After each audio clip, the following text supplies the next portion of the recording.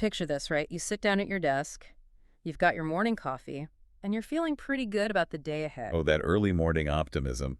I know it well. Right, you have a clear priority list, but then you click open your email client and instantly, boom. The cortisol spike. Exactly. A physical spike of cortisol just hits your bloodstream because you're staring at that bold little number next to your inbox icon. And it says like 1,402 unread. Just a completely soul-crushing number to look at. It really is. Suddenly, your good mood is entirely gone. It gets replaced by this sinking, suffocating feeling that you are already hopelessly behind. And, I mean, you haven't even started working yet. Yeah, that visceral reaction is something almost everyone experiences.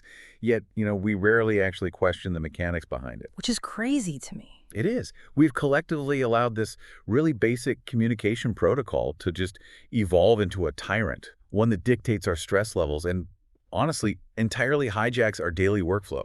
Well, if you're listening to this, you know that exact feeling, that complete overwhelm from information overload.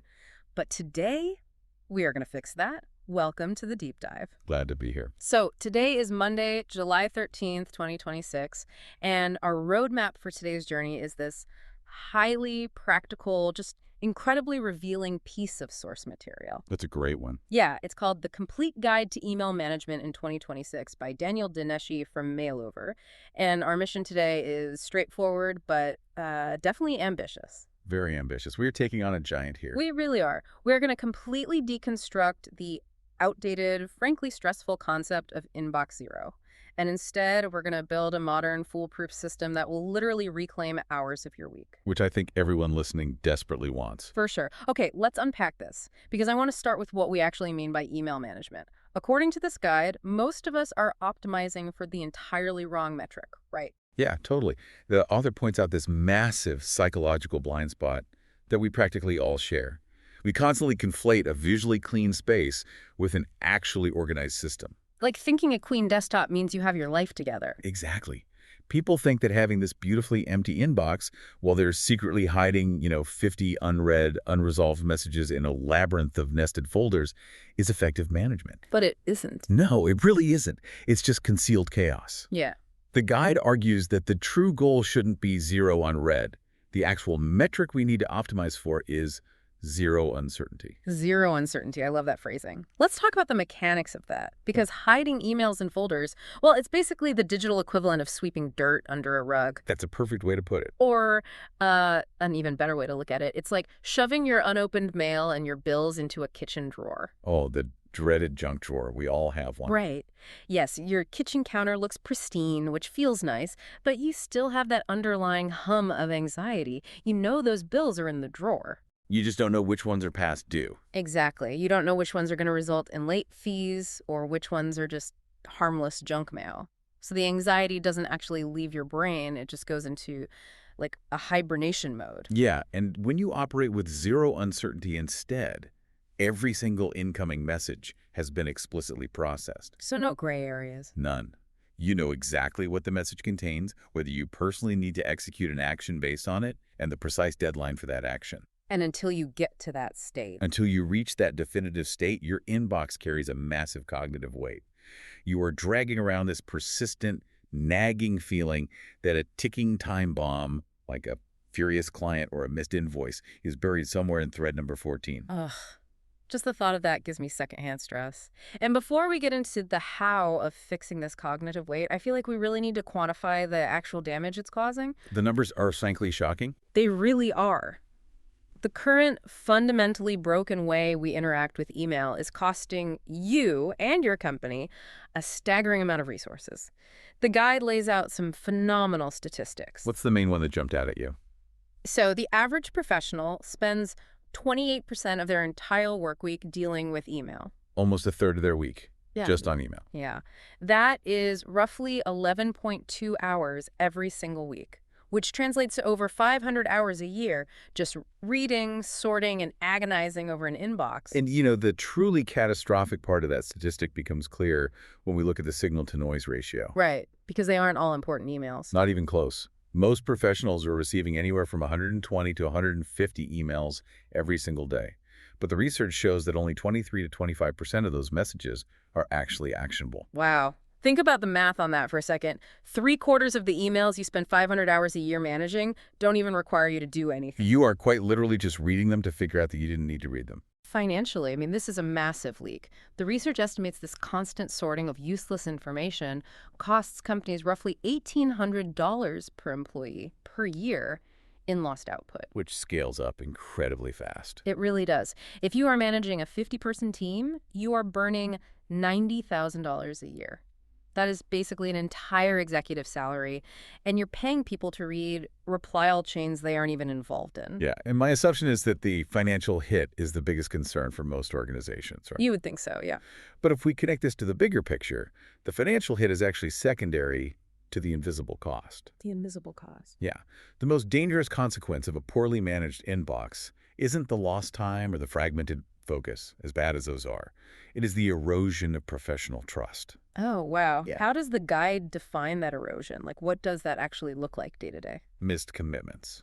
It's what happens when a critical, time-sensitive request falls through the cracks, or when a vital project deadline gets buried underneath 10 different automated software updates. Oh, I've definitely been guilty of that. Right. And those specific failures, they don't show up directly on a timesheet, but they cause irreparable damage to your professional reputation. Because you look incompetent. Exactly. It's the moment you have to reply to a crucial stakeholder and say, "Oh, I just saw this," 3 days after the fact. I felt my stomach drop just hearing the phrase, "I just saw this." It's the worst feeling. And that phrase instantly signals to the recipient that you are disorganized and, by extension, unreliable. Anyone listening knows the sheer panic of typing that exact sentence. And the cognitive toll is also brutal. The source notes a study from the University of California. Oh, right, the focus study. Yeah. It highlighted that it takes an average of 23 minutes to regain your full focus after an email interruption. 23 minutes for one ping. Just one. Your brain has to entirely offload the deep work it was doing, load up the context of the new email, and then try to reverse the process. So if you check your email 15 times a day, your attention is entirely fragmented. You're just constantly living in a state of distraction. So, okay, we clearly understand the bleeding here. The system is broken. How do we apply the tourniquet? Well, the guide suggests we start with a foundational manual system as our first line of defense. And we need to do this long before we layer on any fancy technology. Okay, so going back to basics. Right. And that starts with the famous 4Ds. The 4Ds. Now, anyone who reads productivity blogs probably knows these terms. Yeah, it's a legacy concept, originally borrowed from David Allen's Getting Things Done methodology. But it remains the baseline because it forces a strict binary decision on every single message. So nothing is permitted to linger in a gray area. Exactly. The Ds stand for delete, do, delegate, and defer. But the guide is very specific about the ruthless mechanics of how these need to be applied today in 2026. Let's look at the life cycle of a problematic inbox through this lens. Okay, let's do it. First up is delete or archive. The guide says a massive 50 to 60% of your incoming email should hit this bucket immediately. Over half. Just gone. Yeah. We are talking about newsletters you never read, promotional stuff, and those endless reply all chains where you are literally just CC'd for visibility. The psychological friction here is FOMO, though. The fear of missing out. People hesitate to archive because they think, oh, I might need it someday. Which you never do. Almost never. The rule here is ruthless honesty. If you haven't opened the last 5 issues of an industry newsletter, you are never going to read the 6th. So don't just archive it, right? Exactly. Unsubscribe entirely. Cut the cord at the source. Okay, so that's delete. The second phase is do. The rule here is if an email requires an action and you can complete that action in less than 2 minutes, you execute it immediately. Right on the spot. Yeah. Pay the invoice, hit approve on the document, send the one-sentence confirmation. The mechanism here is entirely about preventing the backlog. Because the human brain really struggles to accurately estimate the cumulative weight of small tasks. What do you mean by cumulative weight? Well, think about it. 5 distinct 2-minute tasks feel like an absolute breeze when you tackle them in the moment. Sure, that's just 10 minutes. Right. But if you let 30 of those 2-minute tasks pile up in your inbox over a week, they suddenly transform into this insurmountable, exhausting block of work that you will just continually procrastinate on. Oh, that is so true. I will put off a pile of tiny tasks for weeks. Okay, so then we hit the friction point of the third D, which is delegate. And people are terrible at this. Historically terrible. They just hit forward type FYI or can you look at this? And then, and this is the worst part, they leave the original email sitting in their own inbox. Which defeats the whole purpose. Yeah. The guide argues that ambiguity is the enemy of delegation. You have to forward the message with explicit context and a highly specific deadline. Like, can you pull these numbers by Thursday at noon? Exactly. And crucially, the moment you send that delegation, you must immediately archive the original email from your own inbox. You have to trust the handoff. Get it out of your sight. Okay, and that leaves the final, most complex D, defer. Yeah, these are the emails that take more than 2 minutes to resolve. They require your specific expertise, and they just cannot be delegated. The heavy lifters. Right. The critical mechanical shift here is realizing that the email itself is not the task. The email is merely the delivery vehicle for the task. That is a huge distinction. It changes everything. You must extract the underlying action item, place it onto your calendar or your dedicated to-do list, and then get the actual email out of your inbox. Okay, so those are the 4 Ds. And the guide instructs you to execute all of these decisions using what they call a 15-minute triage session. Yes, the triage session is vital. You sit down, you set a literal timer for 15 minutes, and you process your inbox top to bottom, no cherry-picking the easy stuff. And you do this twice a day. Morning and afternoon, usually. Right. But I have to push back here on behalf of the listener because the guide explicitly states a rule that seems completely counterintuitive to me. Which rule is that? It says, do not write long replies during triage. Now, wait a minute.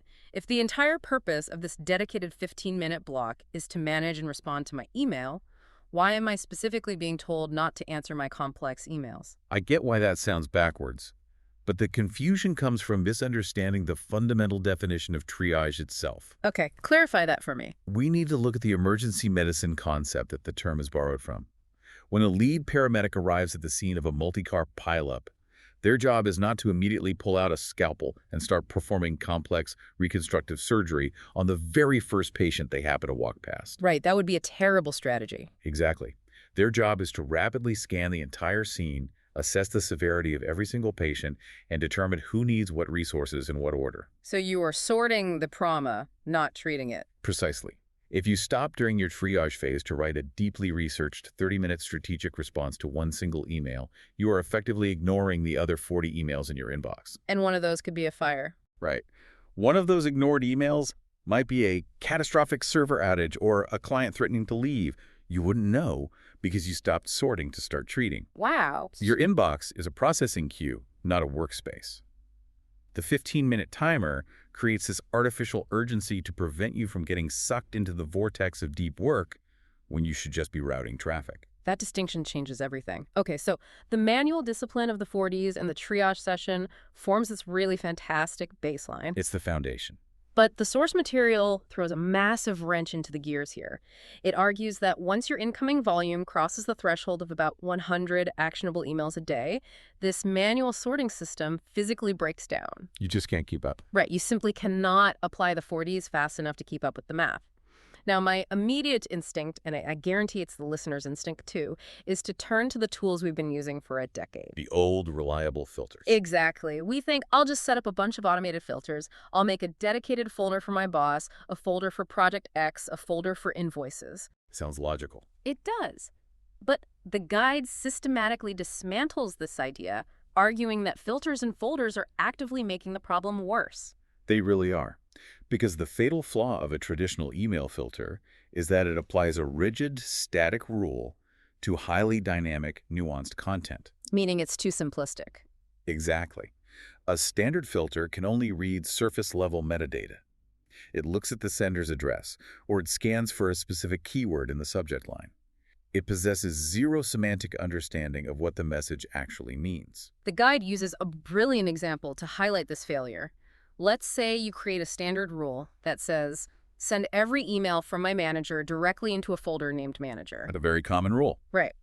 But that static filter cannot tell the difference between your manager sending an urgent code-red brief for a project due in 2 hours and your manager sending a casual optional note about, what kind of pizza to order for the office holiday party next week. It treats both with the exact same priority. Exactly. What's fascinating here is how these static systems actively trick human psychology. Oh, absolutely. Filters create a highly dangerous false sense of security. You spend hours setting up these complex routing rules, and suddenly your primary inbox looks beautifully quiet. And you feel great about it. Right, your brain gives you a massive hit of dopamine Yeah. because you feel incredibly productive and organized, but what actually happened?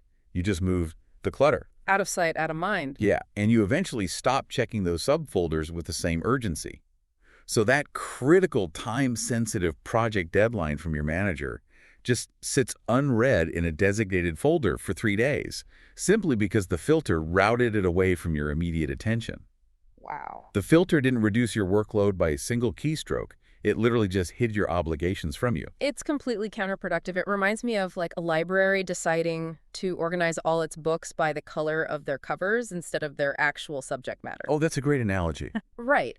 Sure, all the red books look incredibly neat and tidy, grouped together on the shelf. The visual space is perfectly clean. But if you are desperately trying to find a textbook on quantum physics, knowing that the cover happens to be blue doesn't help you navigate the information at all. Because the sorting mechanism completely ignores the context of the data. Exactly. And, that analogy extends to the folder structures themselves. The guide notes that having 5 broad folders is genuinely useful. Having 15 is, well, it's manageable. But having 50. Having 50 highly specific folders creates a filing system that requires more administrative time to maintain than it actually saves you in retrieval time. That makes total sense. In fact, telemetry data proves that simply using the global search bar is demonstrably faster than trying to manually click through a complex nested folder hierarchy to find a message from 6 months ago. So if manual sorting is too slow for high volume, and static filters are fundamentally too dumb to understand context, where does that leave us? It forces us to evolve. Right. The guide states the answer lies in a massive paradigm shift happening right now in 2026. We have to fundamentally transition from managing our email to delegating our email. Yes. And this brings us to large language models and AI. The new model relies on an AI email secretary. And it is crucial to understand that this isn't just like a slightly smarter predictive text feature. It's not just autocomplete. No, it is a foundational leap forward. Powered by large language models, the same architecture behind systems like ChatGPT and Claude, these tools don't look for keywords. They actually read, parse, and comprehend natural human language. The practical mechanical application of this is just wild to me. It's incredible. Instead of you opening your inbox and staring at 120 raw, unprocessed emails, you open a curated daily briefing. Right. The AI has already read every single thread. It understands the context. It gives you half-line titles, short paragraph summaries of those incredibly long chains. And this is the absolute game changer for me. It explicitly extracts and lists your action items. That's the magic right there. The AI will literally tell you, you received 120 emails, I have summarized them, and you only have 14 actual tasks that require your execution today.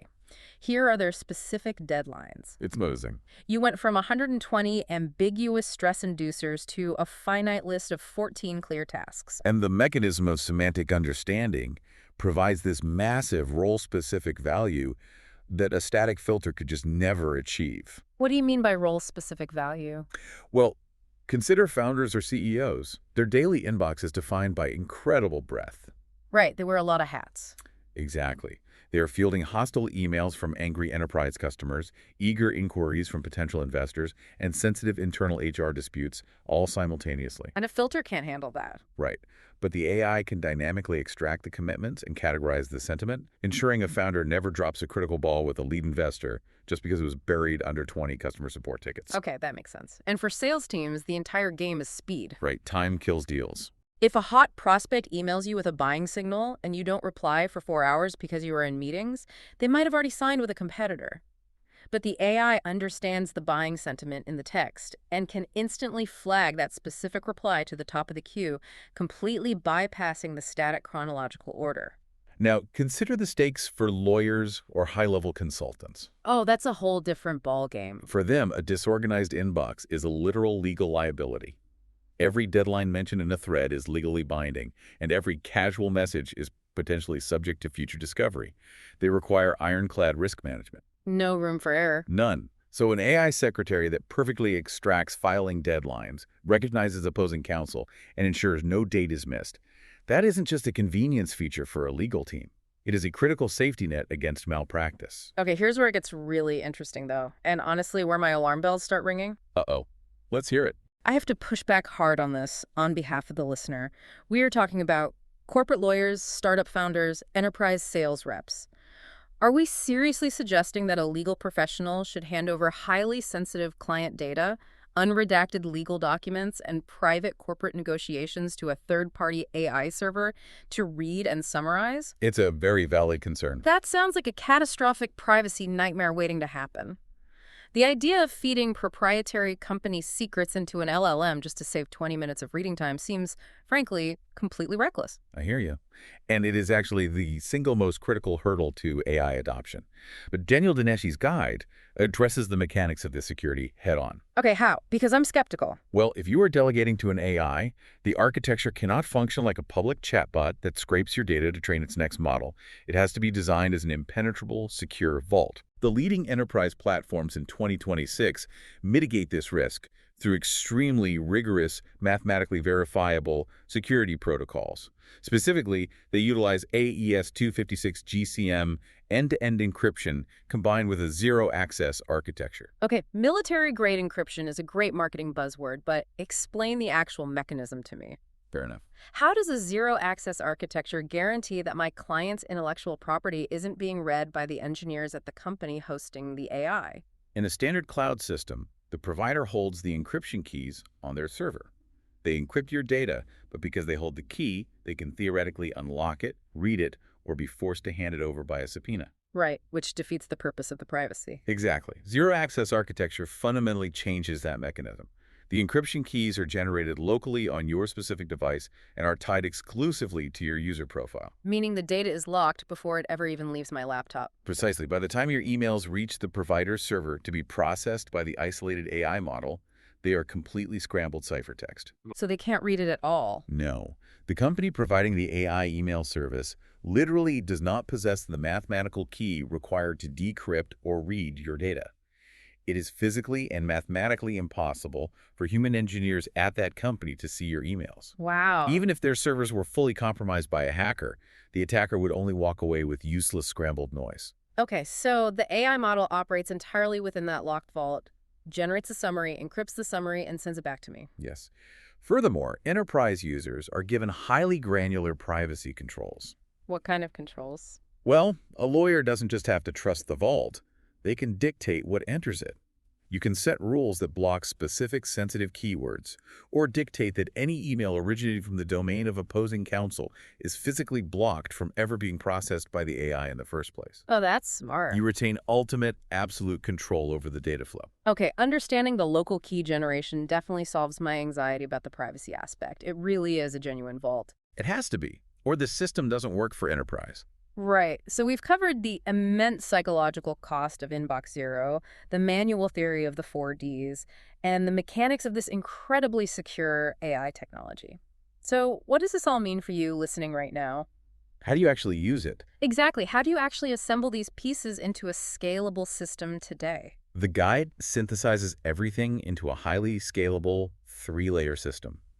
Think of it as a protective funnel for your attention. I like that visual, a funnel. If you build these 3 layers correctly, you can easily manage 200 or more incoming emails a day without breaking a sweat or, missing a single detail. Let's break down the layers. Layer 1 at the top of the funnel is prevention. The bouncer at the door. Yes, the bouncer at the door of the club.